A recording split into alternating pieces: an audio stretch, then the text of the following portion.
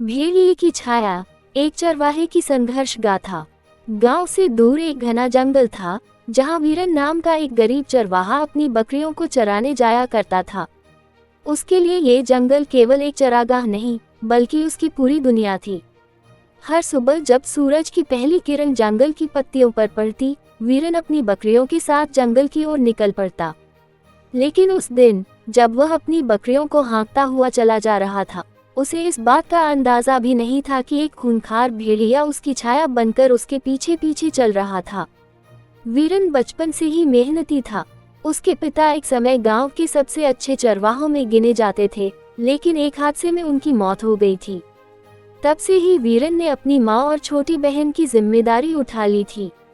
उसकी दुनिया उसकी बकरियां ही थीं, जिनसे वह दूध निकालता, बेचता और किसी तरह अपना गुजारा करता। लेकिन हाल के दिनों में जंगल में भेड़ियों का आतंक बढ़ गया था। कई चरवाहों ने शिकायत की थी कि उनकी बकरियों पर हमला हुआ है।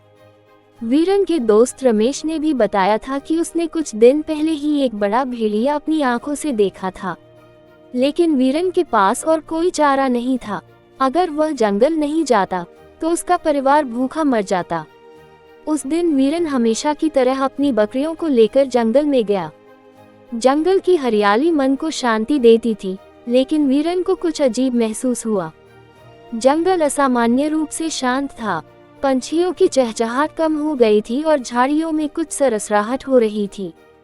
उसने अपनी बकरियों को हरी घास चरने दी और खुद एक पेड़ के नीचे बैठ गया। तभी उसने देखा कि पास की झाड़ी हिली।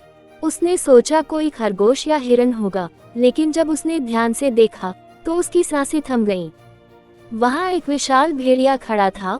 उसकी आंखें चमक रही थीं और उसके पैरों के पास खून गिरा हुआ था। वीरन को समझते देर न लगी कि भेड़िए ने उसकी किसी बकरी के बच्चे को अपना शिकार बना लिया था। वीरन घबरा गया, लेकिन उसने अपनी घबराहट को काबू में रखा। उसने अपनी लकड़ी की छड़ी को कसकर पकड़ा और धीरे धीरे पीछे हटने लगा। उसकी बकरियां भी खतरे को महसूस करके इधर उधर भागने लगीं, लेकिन भेड़िया अभी भी वहीं खड़ा था, जैसे कि वह वीरन को चुनौती दे रहा हो। अचानक भेड़िया गुर्राया और एक छलांग लगाकर वीरन की तरफ बढ़ा। वीरन ने बिना सोचे समझे अपनी छड़ी उठाई और पूरी ताकत से उसे भेड़िए की ओर फेंक दिया। छड़ी भेड़िए के सामने गिरी, जिससे वह थोड़ा पीछे हटा।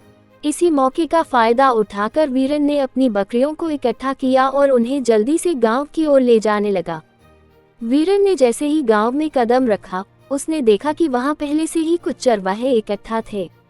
उन्होंने वीरन की हालत देखी और घबरा गए। जब वीरन ने उन्हें पूरी बात बताई, तो गांव के बड़े बुजुर्गों ने तय किया कि कुछ लोगों को मिलकर जंगल में जाना चाहिए और भेड़ियों से निपटने की योजना बनानी चाहिए।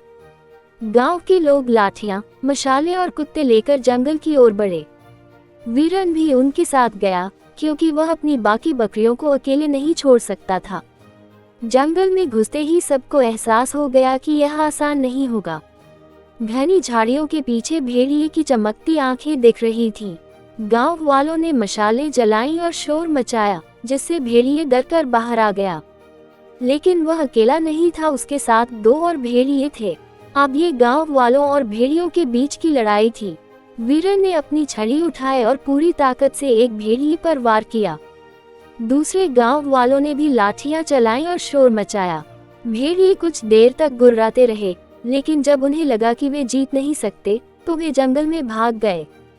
भेड़ियों को भगा देने के बाद गांव वालों ने राहत की सांस ली।